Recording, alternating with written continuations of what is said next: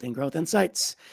This is going to be a fun one. We're going to do something a little bit different. I've got Paul Syng here with me, and Paul and I are going to debate.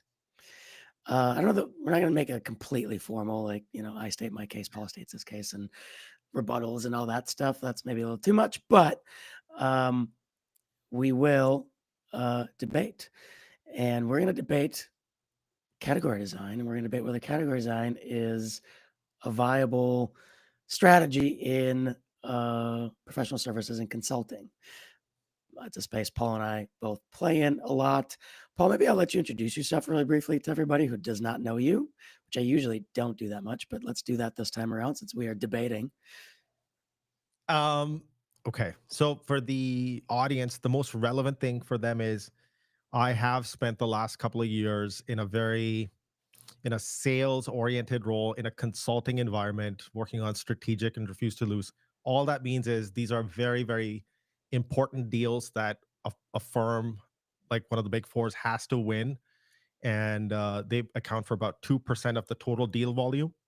And then before that, I used to run my agency, so quasi firm of my own. So I've lived and breathed it as a entrepreneur first, and then I've applied that in a consulting context on these refuse to lose and strategic deals. Awesome. Thanks for giving that background. For those of you who don't know me, Mike Grinberg. I run a firm, Proofpoint Marketing, and a big part of what I do is positioning for consulting and advisory firms. So Paul and I were just chatting and going back and forth on a bunch of stuff over LinkedIn. And I was like, hey, Paul, we should debate this. This is interesting. So here we are. Looks like people are trickling in here. Here, I'll set the stage. And here is, again, the topic of the day is category design. And is it a viable strategy in professional services and consulting? And I'll set the stage by giving my my thoughts and opinion on it to get us started. And broad strokes, my opinion on it is, sure, could you, as a consulting firm, pursue category design and be really successful? You could. Is that the strategy that's going to be the most likely to lead to your success? I honestly don't think so for the majority of firms. And more so, I will say that what a lot of growth consultants believe is category design is actually not. And on top of that, a lot of those who say that you should design and develop your category and then dominate it in consulting, again, I want to be very specific. This is for consulting and professional services, are being very irresponsible in recommending this because then they don't talk about the nuances required and where this can be successful. So I'm going to stop there. There's a bunch of detail that I can go into, but Paul, I want to maybe let you respond to that initial statement. Sure. First of all, now I do have a little bit of an unfair advantage, all thanks to you. For the audience, Mike has actually written a perspective on his website, and he actually also writes a lot of these great perspectives on LinkedIn, and he actually shared it with me in advance. And so, like his point of view on the matter. And what I did was I just kind of printed it out and just highlighted the stuff that sort of spoke to me. And what I realized is when I read this, is it was so relatable. And recognizing we're here to debate and we want to give the audience a good time. So we will, in the spirit of that, make sure that everybody has a good time. Because with everything that you've sort of written here, I can steel man it and straw man it.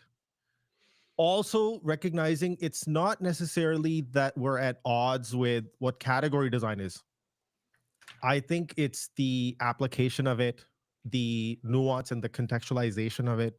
It's like that's where it gets hairy. So we're not necessarily debating is category design important or not, or what the definition of that. So that's not what we're doing. And in these kind of debates, what's actually happening is, so when I read this perspective and what you've sort of described, what we want to look at is what is the underlying assumptions you've made to arrive at this perspective. Number one, what are your life experiences that have led up to this point? Perspective.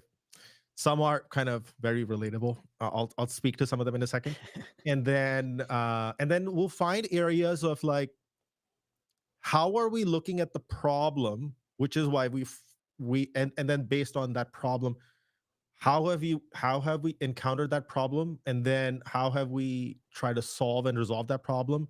What is the resistance that we've had? Like, for example, Mike, I know that you work with a lot of professional services firm, you help them, get clarity and all that stuff. And when you're working with them, what is the resistance you get from them when you're trying to like navigate and coach them through this process, right? So when we have all these different experiences, we land on a certain point of view. And by adding an additional perspective to this, we can begin to see the problem differently. And the irony of that is, or the brilliance of that is, the way we reframe what you've presented is actually category design itself. How you frame the problem and then how you frame the solution. So we're actually going to demonstrate to the audience category design by a way of this conversation. Yeah. Okay. So I believe I agree with you. And for that yeah, matter, again, I think just to speak to what you just said, I am fully assuming that we're going to agree on a lot more things that we disagree, even though we're going to yeah, come at it that's from actually the different sad truth. perspectives. So I mean, but we'll try We're to going to try it. Yeah. deliberately try to like straw man, steel man each other just so that people can have a good time, Yes. because give some people some spicy outtakes. But it's all fun and games, right? So we're just gonna have some fun. Um, so okay. So the first thing when I read this perspective, is the first thing that sort of came to my mind was, why are we even discussing category design for professional services firm? What's the real question we're actually asking? So in my mind, uh, and again, I'm not dodging anything that you're saying. We're going to address all of those in this conversation, but the way we address them is going to be slightly different. So, uh, I was thinking more from the lens of like, how do people actually choose and evaluate a professional services firm? And if we can answer that, then we can get to what's the relevance of category design, and what role does that play in how people actually evaluate and buy professional services firms. So I think that's the number one premise, a reframe of the whole conversation. How do people actually buy in?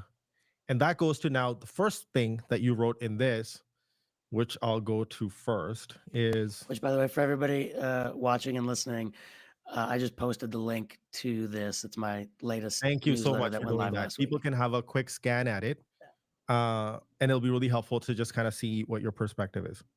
Okay. So actually, before I actually get, so let me just start there. So I think the section on like people don't buy consulting this way. It's virtually impossible to create a new category in consulting. Essentially, what you're getting at is there are two ways people buy. One is that they're looking somebody to execute a plan, or they're looking for specific skills and expertise to solve this problem, Yep. right?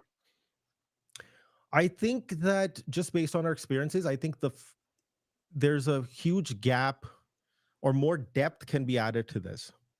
So it's not necessarily I'm disagreeing with you, because I can steelman and strawman this. So let me first steelman it for a second.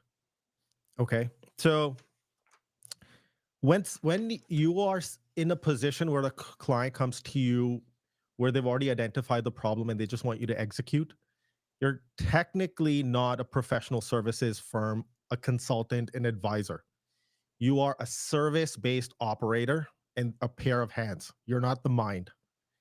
So I think people also need to understand there's like within, like there's management consulting, there's where you basically have like the MBBs, the McKinsey's, Bain, blah blah blah.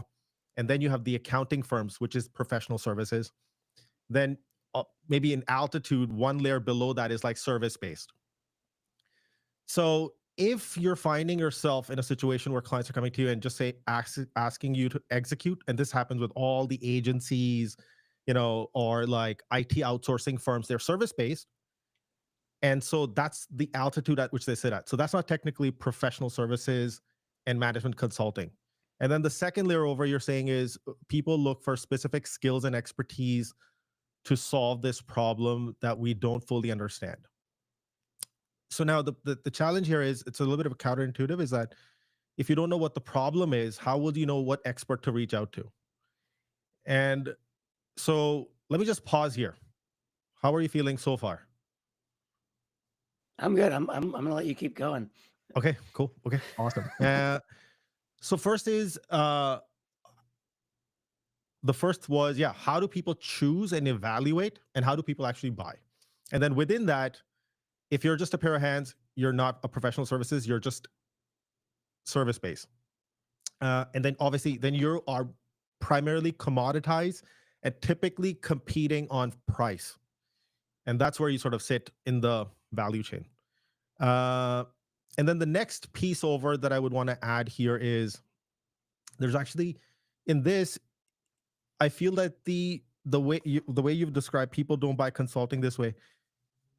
Again, maybe it's just because you wrote this perspective just for the sake of, like, of course, I'm not, I would say that what's missing in this is the this seems like very IQ heavy. I know what I want. I need this person to go execute it, right? Versus buying decisions. There's a really great reference point, and you probably are aware of this. It's called the B2B elements of value pyramid, which was created by Bain. And it talks about, and is that something I could share on the screen? Is that possible? I don't even know. Should have the share button there. Yeah, Okay, hold on. Let me see if I at least can I think you can. Let's find out. screen. Oh no. Okay. Okay, you know what? Actually, I won't be able to share because this is asking me to do a whole bunch of stuff, and I'm gonna That's have to fine. end up restarting. We Okay, can link to it after. People can look it up. yeah, I'll just explain it on the. I'll just verbally explain what it is. So one second, sorry here, because I clicked on that thing. Sorry, one second. Let me just close this tab here. Uh, okay, okay, there we go. Much better. Um, so when people when people are making buying decisions, they're not, in my perspective, in my opinion, they're not thinking categories or positioning and all that stuff. They're thinking more from the lens of uh what's the value they want to create, what's the problem they're trying to solve, right? And it's not necessarily a categories that we've arbitrarily created. Like, I would totally see like somebody who's like a category designer trying to like really push the agenda, that, when someone's trying to find a solution, they're going to look at your cat. That's not how they're thinking. So I'm kind of doing a steel man straw man here, by the way. Is they're actually thinking, they're a better way to frame it is, categories exist in minds, not in markets. So, and this will actually bleed into the other topic that you have here, is what's the mental shortcut in the buyer's mind when they think of you and the problem associated with that, right? And if you become that person, then you're kind of winning, right? Now, this gets into the next layer of topic, which you outlined here, is, So by the way, so far I agree with everything you're saying. I know, I'm just trying to, like, don't worry, we don't want to disappoint the audience. We will debate and all that stuff. And so this kind of gets into this next piece, which is, so I which is creating a category requires a ton of time and money. So essentially, if we're thinking how buyers make decisions, one is, what's the mental shortcut in their mind when they're thinking of a certain problem or the value that they want, right? And then that there's a question of like, who is the best person to solve this problem? But then the other piece is, do they even know about you, right? So there's this conflict happening here, which we should unpack in a second. And then the other piece of that is, let me just go back here. Oh yeah, okay. This is the part that sort of I totally get. Now I'll connect all these dots in just a second, but let me just sort of lay out these three sort of areas. And the first one, and then the first thing is that you're like, This is so funny also. The vast majority of, and this is you're talking about like category designers, by the way. While category design isn't completely unheard of in consulting, it is terribly common strategy, and it's for good reason. In most cases, it isn't necessary. The vast majority of them have never built a category and have no idea what it actually takes to do so. And even bigger majority has never done it in professional services. Okay. All right. So now we I have was sort getting of, a little spicy there. yeah, I just wanted to make sure that we actually try to debate something. So just to keep it, but that's the tension point. Okay. So let's address these sort of 3 points. One is the mental shortcut. Then two, what you're talking about is it requires a ton of money to be a category leader. And then the first is that you just said it's not actually important. So let's sort of unpack this in two different ways. First one is, let's assume we don't do positioning, we don't do category design, we don't do anything. We simply just create a page, what we think needs to be for our website, whatever, and we just start the firm. Now, in the absence of not doing any of these things analytically, what's going to happen is that the buyers, irrespective if you've done it or not, are going to create a mental shortcut. So whether you do it deliberately or you don't do it at all, buyers are going to create a mental shortcut in their mind of who you are, how they perceive you, what problem you solve. They're going to do it anyways. So now, if that's the case, because people are constantly organizing information, putting things in boxes to organize the world around them. So category design positioning is about the mind and not the market segment. So like we could say luxury buyers, that's a market segment. But how people, the mental shortcut that they have in their mind, that's in the mind, not in the market. And that's why the first premise is when buyers are looking for professional services firms, they're not thinking categories. They have mental shortcuts in their mind of who is the best person that can solve this problem. Or they could start with, this is the problem I have. This is what I'm struggling with. I need help with this. Now, where they will start doing research, all that research, looking at thought leadership articles of who's done this before, all that stuff. Now, one more sort of off tangent thought there is that people don't pick McKinsey because it's a category leader. People pick McKinsey because of the level of certainty they get and the amount of consequence control they have, risk management, all that, which makes them the category leader. It's not the other way around. It's not that they're picking McKinsey because the category leader. It's because they're doing all those things that makes them the category leader. Okay, next point over is, so now, and by the way, you've already articulated this in the second half of your article. So when you say firms end up coming up with random jargon to describe a common problem simply for the sake of sounding different. So now, and that first point of where you're saying the vast majority of them have never built a category. So one is I think your frustration and even my frustration of like really shitty execution.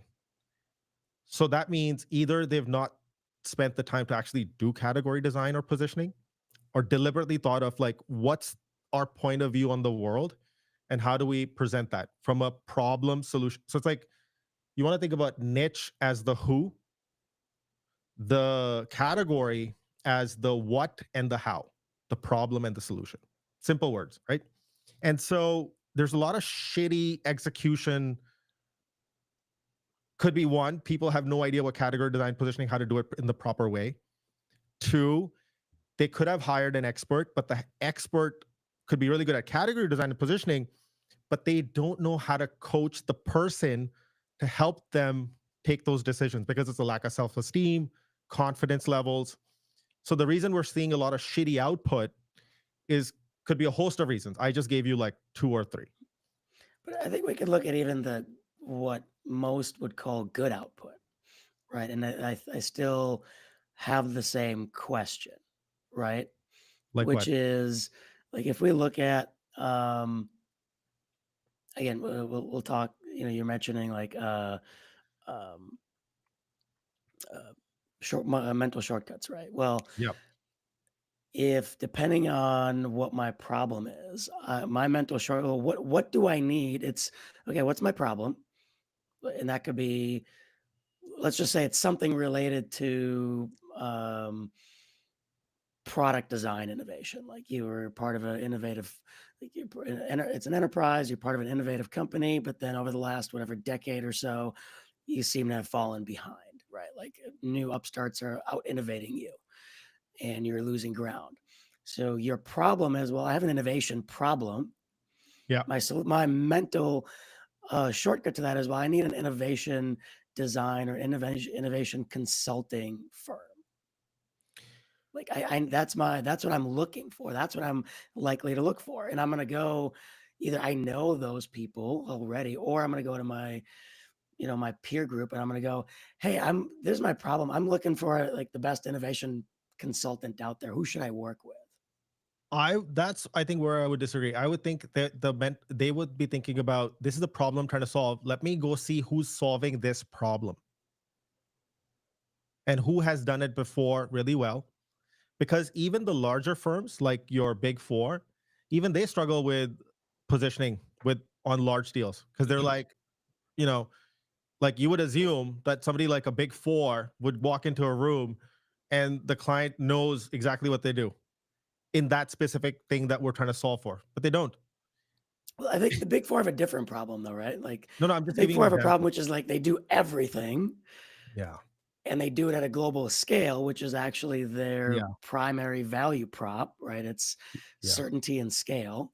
Yeah. And they probably, I mean, I don't know. To be fair, I've not worked in the big four environment. You have, but like the way Yeah. I would envision it, and although I have been in startups that have purchased from the big four, like audit and stuff like that, audit services, Yeah. and I envision it as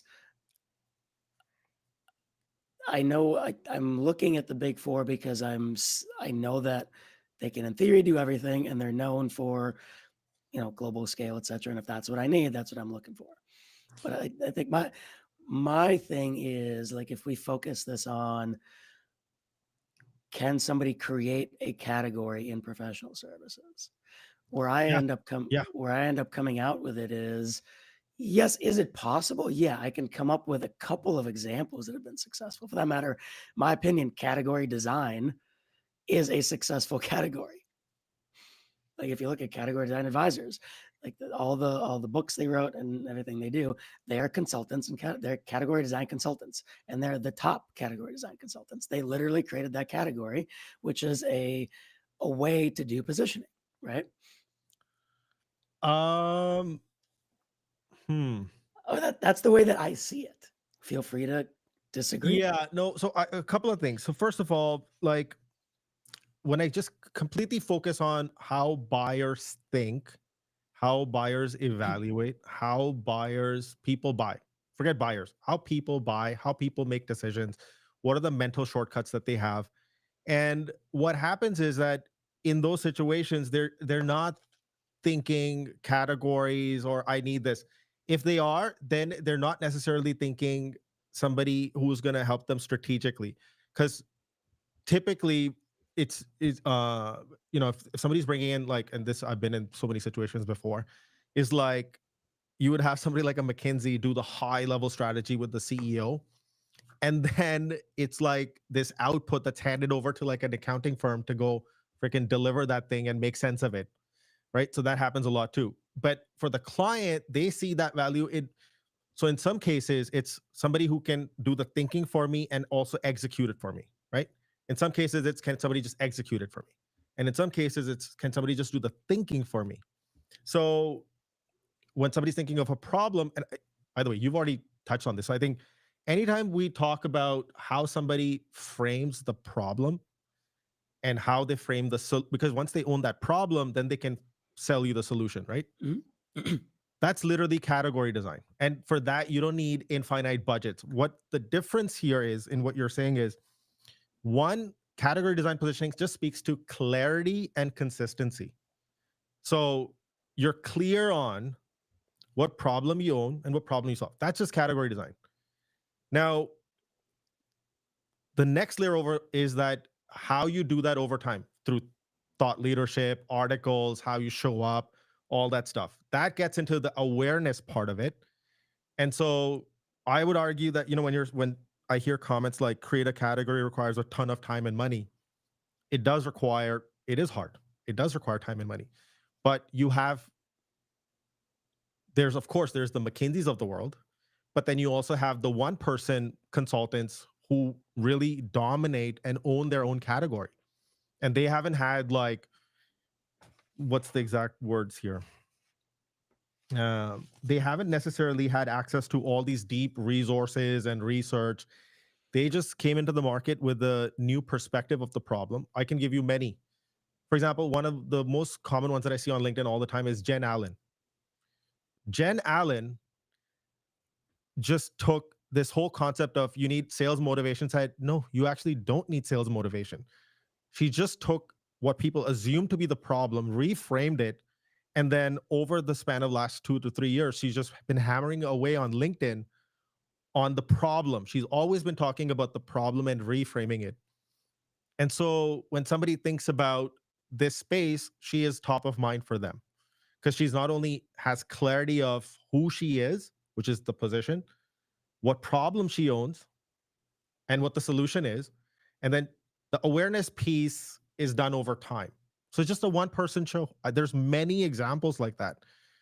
So it's category design doesn't mean creating a new category. Category design can also be how people see that category. So for example, the IDEO example that you used, they didn't create a new category, but it's what's the mental shortcut in the person trying to solve a problem and how they see that problem being solved. That's creating the category, because these neat little categories that we put in our slides and on decks, that's not how the world works. That's not how the mind works. People have very nuanced mental shortcuts of where everything sits, and it's not organized in the way that we think it's organized. So that would counter that point totally. What would be a rebuttal to that? That's a good one. So I mean, I think about, I don't know Jen Allen very well. I was just looking her up. I've heard the name, but I haven't really delved into what she does. I think some other examples that you threw out there when you and I were chatting back and forth prior to this is, you got the Simon Sinek's of the world. You've got who else? You've got I think Blair Enns is a good example. David C. Baker Blair are Enns. David C. Baker is a good one. That's true. yeah. Yeah, who else have we talked about? There There's was one person I used to follow a lot when I was starting out was Alan Wise, the guy who wrote $1 Million Consulting. mm, He's Roger L. Martin was the other one. Oh yeah, that's a good one too. Um, Yep.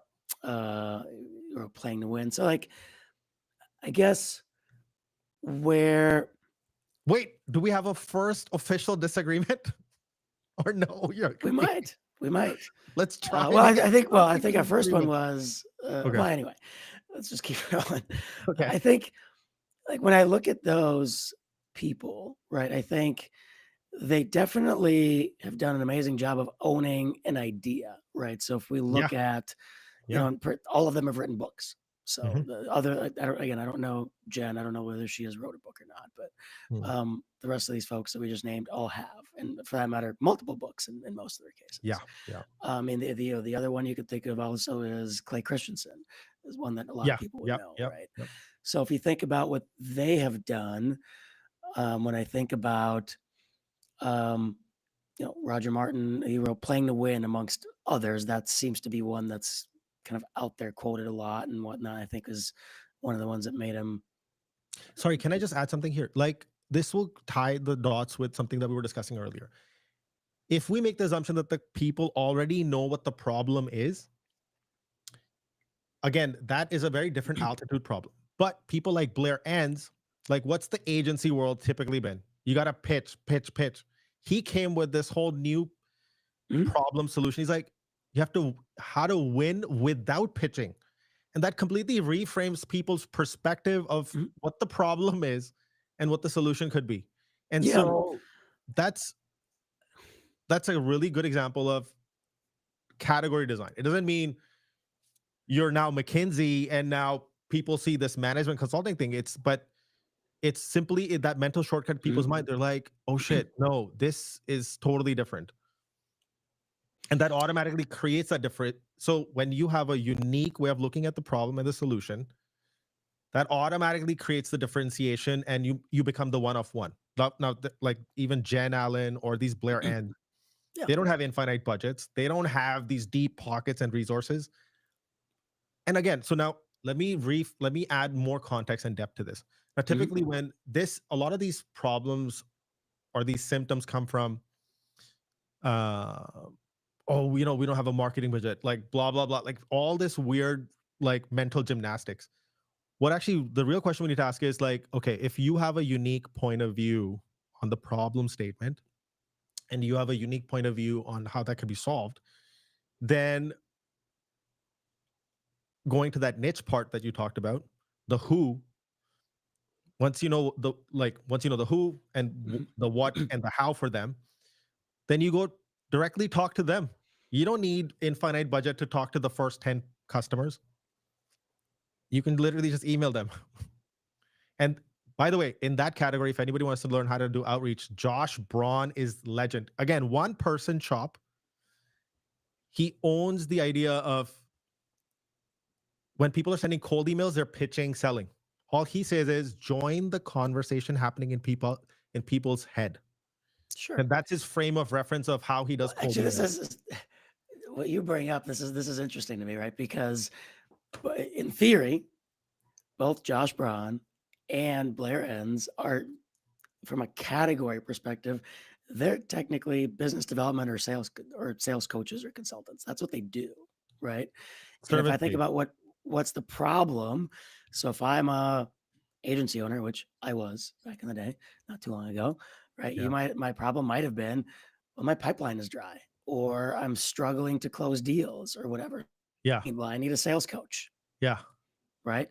Yeah. Now, I think this is where I struggle with the idea, or I disagree. I shouldn't say struggle, maybe disagree with the idea of categories and professional services. It's because I actually don't consider the things that either Blair or Josh have done as category design. I consider them as they have they have used, and for that matter, if you think of what Josh's work, he's pretty much re um, he uses frameworks from um, Chris Voss. That's the majority of the stuff he does, and he just reframes it and Yeah. He repurposes it, does. Yeah. right? He does So talk a he lot didn't about even Chris Rock. create that, right? So if we really want to talk about category design, like, is that really it? And this is where I'm getting at actually with some of the other things I mentioned, which is, yes, you can create an idea, and certain ideas become so big that they can become categories, and they do. And there are examples of that.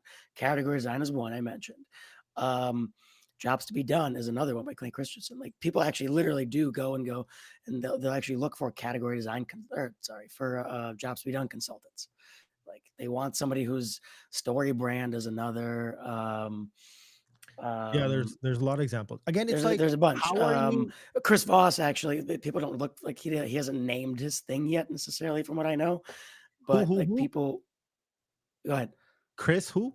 Chris Voss, like, he's Oh the guy yeah, that Chris Voss. wrote Oh, right. what's it The called? FBI negotiator. Yeah. Yeah, Never Split the Difference, right? I mean, that's the majority of what Josh Braun puts out there, and he openly says that. So yeah, sorry, keep going.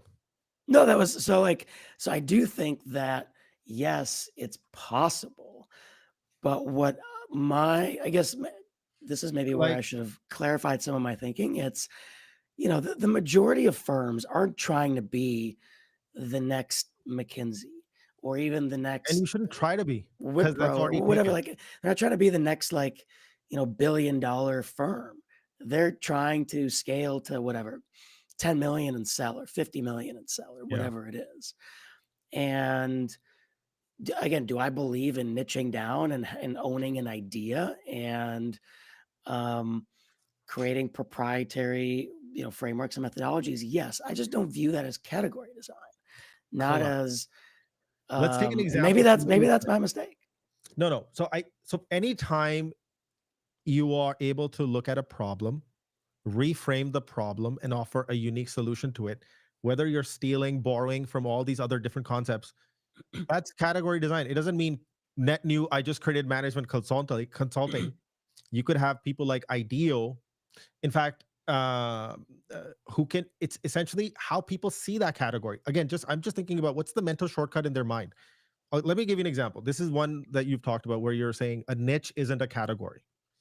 And you're like, CRM consulting for hospitals isn't a category, right?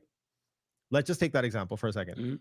Yeah, of course, it's not a category, but it can be, depending on how you frame it, right? So for example, let me just add like, and I made like a really fun note for myself here is like, how could we make this a category? So let's say CRM consulting for hospitals isn't a category. You could say, well, patient care isn't the same as customer care. Now you're reframing the problem. And you can begin to create the mental shortcut in the buyer's mind when they're somebody who is a hospital general manager or whatever, they're looking for somebody to help them. They're going to see this one firm that says patient care is not the same as customer care. And they're like, wait, they might understand what we're doing. That's category design. Or let's go to would that be fair? No. That's a good one. I can possibly get on board I with that told one. you. By the way, for the audience listening, this is not necessarily that I'm saying. You say this all the time. You're constantly saying things like define the problem, define the solution. That is category design. I think where your annoyance and frustration is coming from is just very shitty execution of it. And I totally agree. Like there's a lot of shitty. Let me paint it in a slightly different way. So there is this approach of, one is you don't do anything. People are going to make mental shortcuts irrespective. So why not just be deliberate about it? Number one. Number two is you could create a category, which that will require like 10 years building awareness, all that stuff, right? Which I agree with. But then the counter of that is that you have people like Jen Allen, Blair Enns, blah, blah, blah, who are basically what they're doing is, or the ideals of the world, who are basically creating how people perceive that category. That's also category design. Then the next layer over for that is then you start thinking about things like, well, how do buyers actually buy? They're not, if you find yourself, the clients come to you and said, we want this done. Now you're a pair of hands, you're execution. And how do you change that? And how do you, let's say, even if you wanted to compete with the McKinsey, how do you, or even wanted to compete it with a big four, you can still do that. You don't have to say we're McKinsey, but cheaper, right?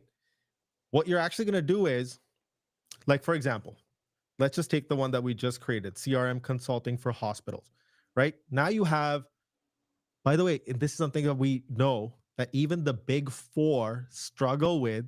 If the client thinks, has that mental shortcut, does Deloitte or PwC solve CRM and patient management? Do they solve that problem? Do they know how to do it? Versus they see a firm that specializes only in patient experience. Now you can compete with the Deloittes and the McKinseys because you own that problem. And now, how do you then, what's the next layer over? So the first thing is when the client sees your site, they see that you own patient experience and they see your thought leadership articles on it. They see case studies, proof points. Have you done this before? They want to see quals, like like you've got interviews from other hospitals saying, oh, they get it. They were able to look at the problem that even McKinsey and the Deloittes couldn't solve.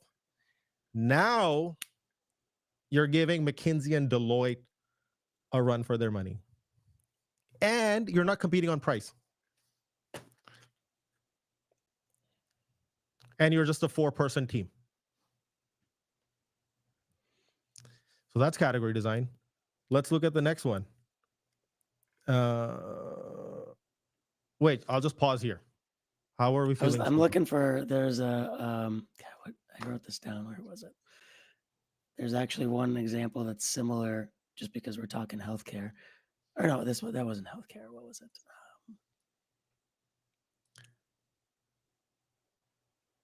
in the meantime, what I can do is I can add a little bit more depth. So if we, because this is actually not a conversation about category design. What we're actually trying to be is deliberate in how we show up when a buyer is looking to solve a problem, and what's the mental shortcut they're going to make in their mind when they see our site, they see our thought leadership articles, they see our LinkedIn posts. What's the perception that's forming in their head? What is the problem they're associating us with? At what altitude do they immediately put us in? Because if we're showing up with like these boilerplate frameworks, templates, processes, they're going to be like, oh, this looks like service based. This looks like their pair of hands. But if we're saying certain things in a certain light, they'll see us as more strategic and we'll go higher up the value chain. So every word that you put out, whether you're deliberate about it or it's accidental, is going to create a perception. The other one thing that I've observed in my personal experience, some of the smartest entrepreneurs, they don't necessarily sit down and be like, what's my positioning? What's my category? Blah, blah, blah, blah. They don't do any of that crap. They probably don't even know these words.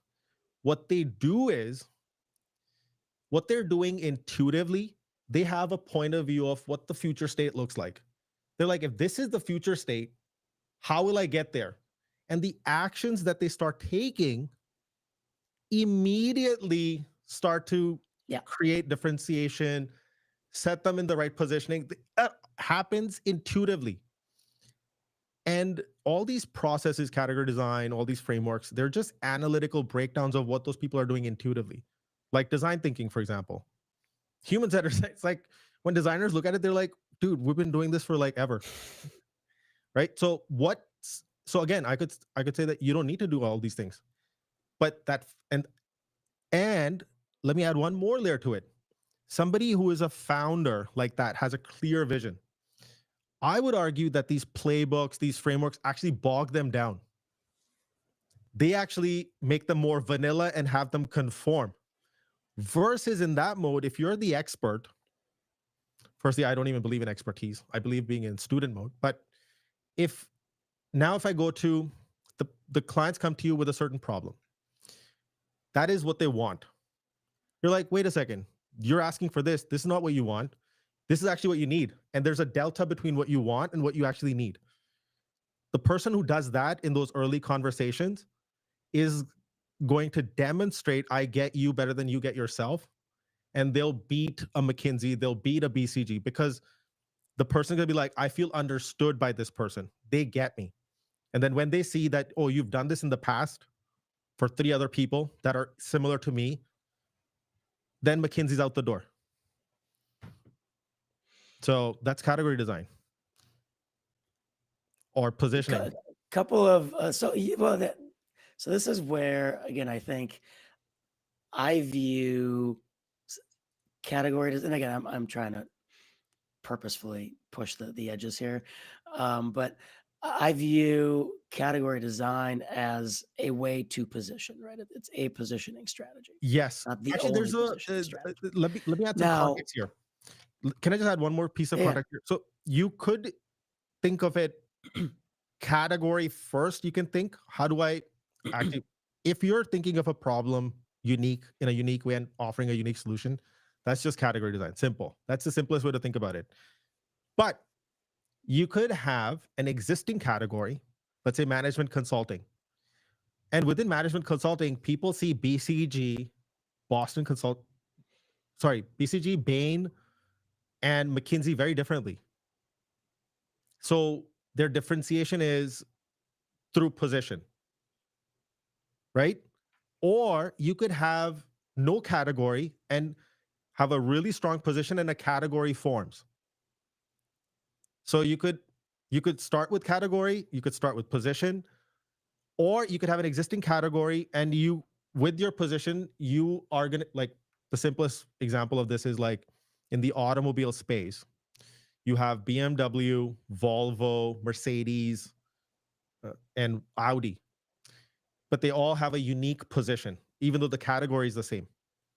But then somebody like Tesla comes around and creates a new category. And then within that category, they have a unique position as well.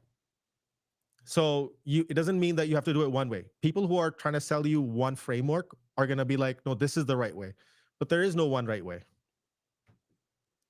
You can approach Yeah, it any way you want. I think that again, I think in products, it's much category design number one makes more sense and is easier to achieve to do. I feel like the in services, and this is what one of the things I put um, in my article. It's that the categories are defined by other things. They are defined by business functions, often not always. They're defined by business functions or by uh, groups of technology, like technology groups. So take like, I mean, the last time there was really a new category of professional services was actually pretty recent. Like all of a sudden we have a bunch of AI consultants, right? And now it's starting to splinter into like AI operations consulting and Oh, I AI see one of those whatever else, examples that right? you have here. I can give you a counter perspective to that also if you want. Let me see. I think that you wrote was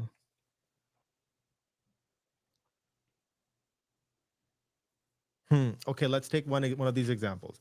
So let's say you have I think the people who dominate is Accenture probably dominates IT transformation, right? I We think could so. fair maybe, right? And you could within so first of all, professional services is very cluttered. There's a lot of competition. There's and people are trying to find like again, I totally agree. There's such shitty expressions. Either they don't know how to do it, or the person they bring on doesn't know how to do it, or they don't know how to do it. They bring on the right person, but that person doesn't have the coaching skills to help them get out of that imposter syndrome, self-esteem issues of like giving them the confidence that hey, you can take this step and showing them proof points of doing. So there's all these other host of reasons why we have so much design pollution or category pollution. But let's say if and even in professional services with let's say you're speaking purely like digital transformation or AI transformation, and somebody could come up with a new lens. They could be like, and this is a little bit generic, but you'll get the point. It's actually digital transformation. All they're not actually about the technology.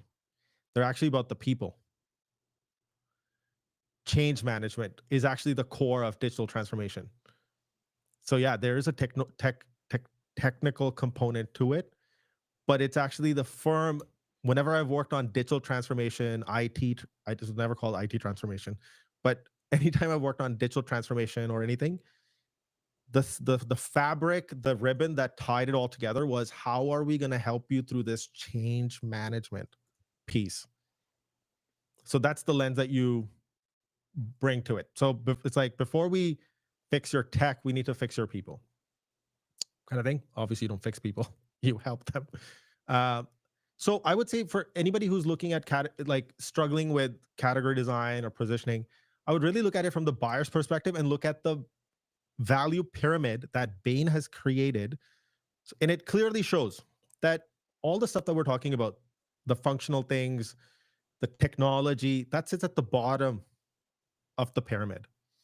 The thing that you do, are you is it compliant, are you ethical, all that stuff, all the hygiene, vanilla. The what happens is when you get slightly go one layer above, it's like ease of doing business. How are you showing up? Are you just talking to us or talking with us? Are you meeting us where we are and going to leave us better than you found us? Like ease of doing business in how do you communicate? How do you help the cultural change? Are you a culture fit? All those things begin to matter.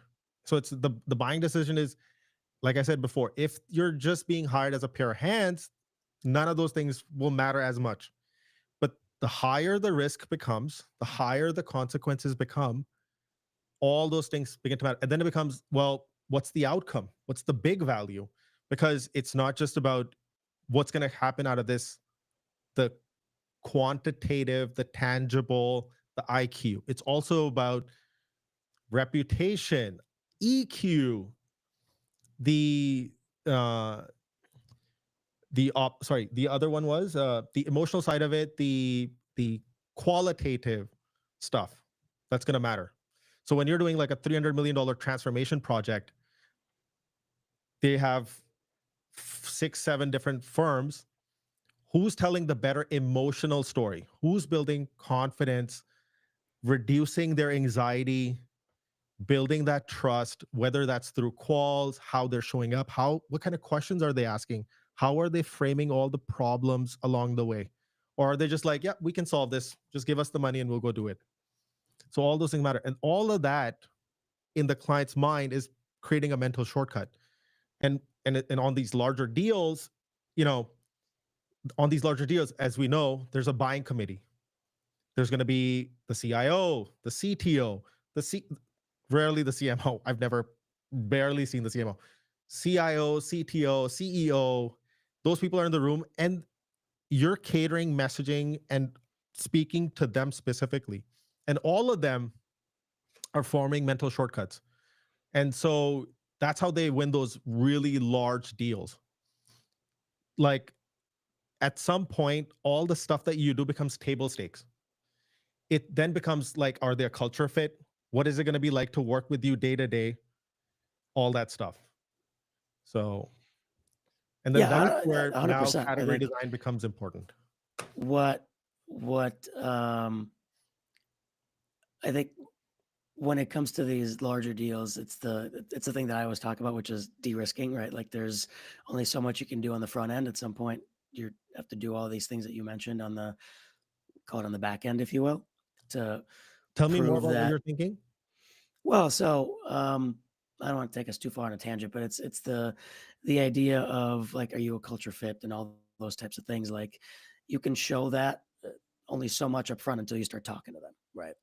Yeah, yeah, true. So again, still when I think of, and this is probably the where this all came from. So number one, I agree with you. Kind of my frustration with how category design is presented in professional services. It's presented as sort of this blanket It is idea presented that really bad. everybody should do, but there's never any detail. That said, Yeah. um, I the way I kind of see it, and I think this is where people go astray. They think that it's like, okay, I literally need to create this um, new category of stuff, and No. that's where I think that's what I'm realistically is that's what I'm arguing against. Yeah. Um, can you? Yes, it's possible.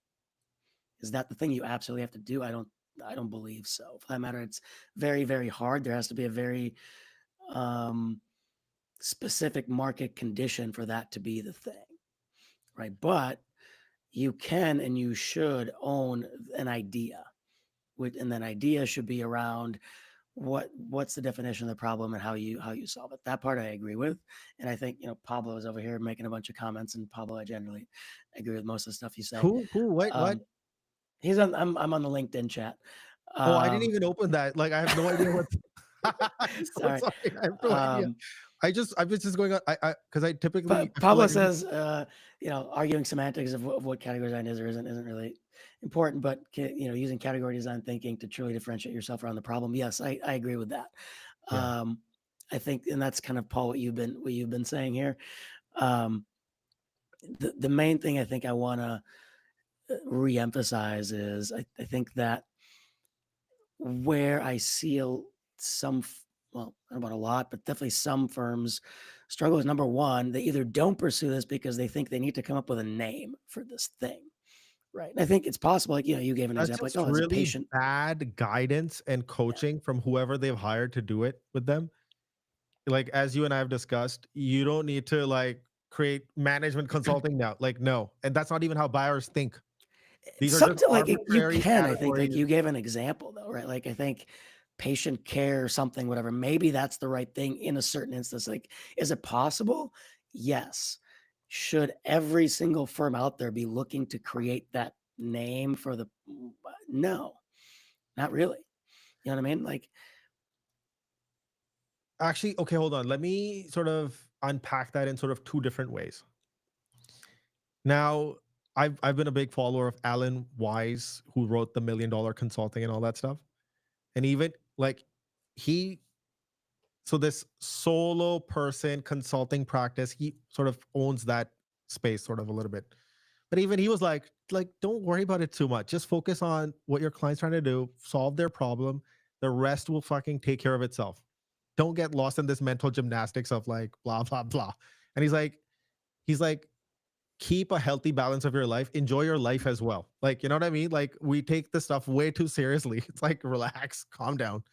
And the But that's the way, like everything you're describing, that's the way he was able to kind of create that niche, if you will, and not exactly. create it, but own it, right? I think, Yeah, exactly. And then because even like you said, it's that mental model that gets created. Like, oh, well, this guy helps people create $1 million single person yeah, consulting firms. That's what I want. yeah, exactly. I'm And gonna go then to him. and then the other thing is like uh in this space, like I'll give you like a couple of examples. Like when I started my agency, I started from the basement of my house. And when I started this agency, everybody was like, nobody pays this much for this. Like, are you fucking lost? Like, dude, this doesn't work. This is not gonna happen. I was like, it will happen because everybody at that like 15, 20 years ago, this is when I started in from the basement of my house. I had no previous name. I had no website. I had nothing. It was just me in the basement of my house. And I would just pick a client and be like, this trap. And that I'm not going to tell you about the first client that ever pitched. And I just thought, this travel agency kind of looks interesting. Let's just go approach them. So what I did was I just put a perspective together, uh, and a bit of a, I wouldn't call it a pitch, but a concept for them of like how I saw them solving their current problem, and how they could solve the problem. And so just keep this in mind. I have no name, no reputation, nothing. I'm just this one solo young guy, teenager who doesn't even know how to dress well at that time. And so I go into this person's office. I don't talk about myself at all. All I do is talk to the client, about what they're doing, showing up as their biggest fan and cheerleader, right? I'm like, this is what you're doing. I saw you do this. And I think this is what you're currently solving. And I'm thinking this is what you could do. And I showed them some stuff. And they were like just blown away. The guy took out his checkbook and he's like, here's my first check. I didn't even ask for money. He just signed a check and gave it to me.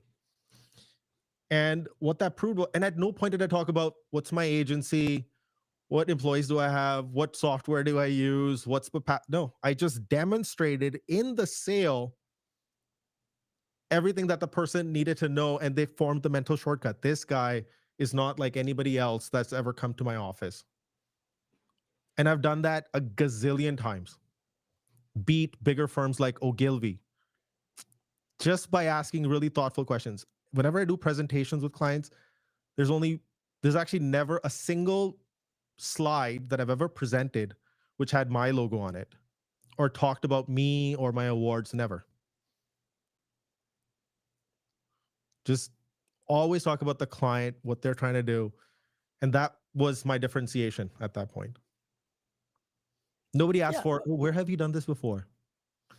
Just by the kind of questions I was asking and how I was coaching them and guiding the whole conversation was enough proof for them to engage with me on really high value deals. Mhm. Well, I think so. And Like that's a this very is where, anecdotal sort of, again, I've seen this work in Deloitte context. I've also seen this work in my own Mhm. unique small context when I was starting out. Yeah. Well, and that's kind of my point, which is you don't have to you didn't design a category, right, for your agency. Like I said, there are founders who are not going to sit down and think, what's my positioning? What's my category? I would look at these as, if you're struggling to get clarity, then there are all these tools available to you to figure that out. So it's not necessarily the category design is not important. It is important. It's whether you do it deliberately or not. So in the case of the founder, because they have a unique point of view of how the problem has to be solved, they're going to do it intuitively, automatically. They're going to know what is off brand, on brand, what is off strategy, on strategy. They're just going to know it intuitively. Whereas other people might struggle to do it intuitively, so they need somebody to help coach them through that process where category design and positioning and business strategy and all those things start to come in play. And people often forget, people get stuck in like, I have to do category design. No, you have to help the person you're talking to overcome what's in their head and help them get out of their own way so that they can get to where they want to go. And I feel like a lot of these frameworks make you more vanilla and boilerplate. And the goal should be to get that all that stuff out of the way so that they can just be who they actually want to be. And that's why a lot of times I would say, when I hear things like, I have to convince the client. I never had to convince the client.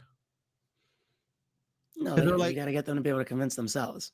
this is what That's I would hear. one of my favorite exercises, and I run this actually in my. It's the first question I ask. I think I told you about this before. It's the Yeah. first question I ask in my positioning workshops, which is, "How do you want to be seen?" Which I didn't get that question. I didn't make that question up. I actually got that from Yeah. a guy that runs a mastermind group I'm a part of. But he asked it for a different purpose. I've co-opted it, if you will, to work in positioning. But it's once you get them to define, like, how do you want to be seen? Well, I want to be seen in this way. Okay, well, what does that mean? They really go through that process, and now you start asking, well, this thing that you do over here, does that support that or not? Well, no, it doesn't. Okay, well, why are we doing it that way? Right. So you get them to now. There's no convincing necessary anymore. I don't have to convince them to think differently. They're going to see it because they've just defined it on their own. In fact, actually, that gives me a good. So let's just take all of this, the stuff that we talked about, and just apply it for a second. Let's just take the example that you gave, right? You're saying CRM consulting for hospitals is in the category. Let's just quickly do all of it right now. So, for example, I say CRM for consulting is actually different from regular consulting, CRM consulting, right? So you have all these incumbents in the market that are, you have all the big names, right? So somebody might have a problem. They're like, I don't know if the big four or McKinsey solve this problem, but they'll probably figure it out. And and I have, because they have a reputation, they have a lot of smart people, they'll probably figure it out, right? So that's one way to think about it. But then we're like, no, see, we go with the proposition that CRM consulting is different from all kinds of consulting because patient care is different. Now, I've created a hypothesis. I've created my landing page. I've set up my team. I've written a couple of thought articles. I've just started, right? And so let's add one more nuance. Let's say, I'm X big four consultant. That's typically, I think you described earlier conversations. Most of the people who start these professional services firms are like these X people who go out and venture into their own, right? So now, um, we're just keeping sort of, we're just adding some context so that we can sort of play this out. So the one is now I've just started. Forget awareness and marketing, all that crap. I would just say, if that's my position and that's forget even position. This is the problem I see, and I see that this problem is not being solved, and I see it differently, and I see a different solution to it because patient care requires a different level of empathy, nuance, which I have, which nobody else has. Now I'll be like, okay, which are the main hospitals in my area? I will just find the people at those hospitals and just reach out to them directly with a 1 page or a 2 page perspective. Not to tell them you're stupid, you don't know what you're doing, but illuminate for them, hey, you've been recording CDs your whole life. What if you could just put all those songs in this MP3 player with a screen on it? That's the mindset I would have. And that all that requires is investing some time with yourself, forming a perspective and sharing it with the person. And that will get you a conversation. When you get in the room, you're like, and just talk about the hospital, their experience, the patients, what do you know about them? What do you know about this person? What do you know about the unit that they're in, the pod that they're in, the team that they are in, the hospital that they work for, and then what you know about the industry. At no point they'll be like, "Oh, show me your quals and your credentials." But if it does come to that, you can be like, "Look, I've actually worked previously for these firms. I've done it. I've been there." And so, what expensive strategy do we need here? We literally created a category, a new mental shortcut in the buyer's mind of how they see the problem, and we're off to the races without spending a single dollar on marketing, sales, all that crap. So, what do you say? I say yes for in the beginning, but at some point you I'd end say up literally 0 to 1, getting your first client. sure. Yeah, 0 to 1, yeah, but I think my where I'm going with this is, yeah, 0 to 1, even heck, 0 to 1,000,000, you can argue you could do in this way. Maybe even a little bit more than that, depending on your network, etcetera. At Yeah. some point, you end up having to create, frameworks, methodologies, etcetera, that you then have to evangelize to create this, uh, thought leadership that and to show that um, you own this idea, right? Which again, like we've Yeah, talked yeah, about, yeah, yeah. that's You're, that's you're spot on. category design and category design thinking. Yeah, you're spot on, Mike. So once You you might just do, never name the category necessarily, and I think that's the thing that screws people up sometimes. And that's also where I see the typically this like weird jargon. It's like, oh, this is I don't know, whatever. I can't even yeah, I think of mean, a good like example now, but poor execution doesn't take away from the value of what category design and positioning are. So of course, 0 to 1 efforts are very different, but I just demonstrated just riffing in like at the top of my head, just looking at this one example of how you could just literally start a professional services firm from scratch. And you're not going in with here's a whole bunch of outputs and deliverables. You're going in with like challenging their thinking. And the moment you do that, you're seen as strategic. And then you're not competing on price. Now, in certain cases like public sector and all that, they have from a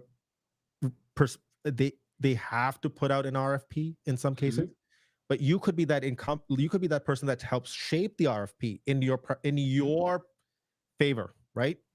So there's a whole bunch of other stuff like nitty gritty. We don't have to get into all that stuff, but yeah, and then once you prove yourself out in the with the first client, then that becomes your case study. Then you get calls from the general manager of the hospital, the doctors, the nurses of like, oh, by doing this, the patients are much more happier.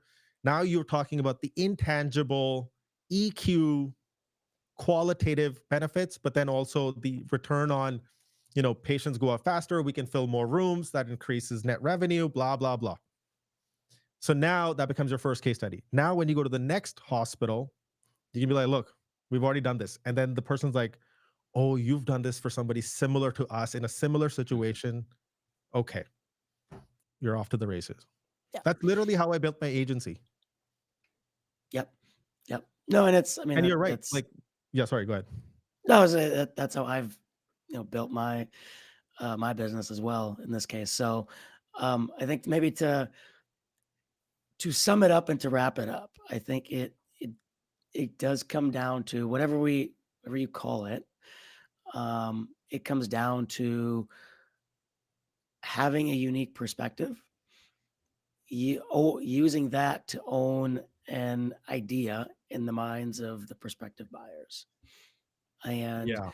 then from there building out frameworks, methodologies, etc.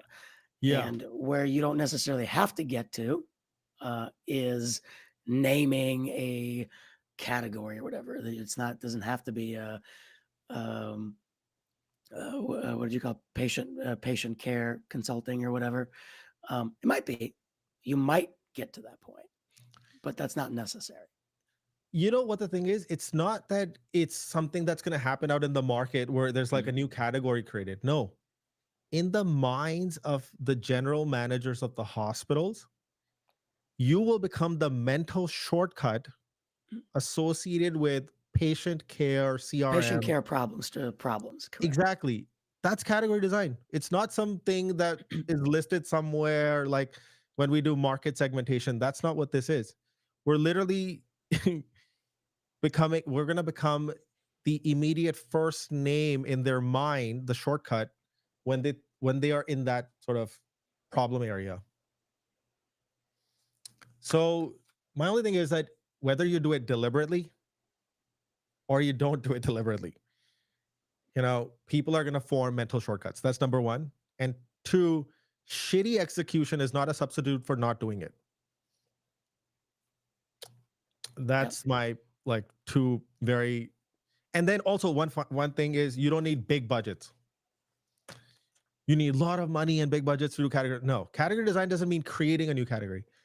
Category design means what's the mental shortcut in somebody, because categories are things that schematics and the way we form information in our heads, right? Is how does your firm become the mental shortcut for this problem? Because you see it differently. And then because now you see the problem differently, now I want the solution from you.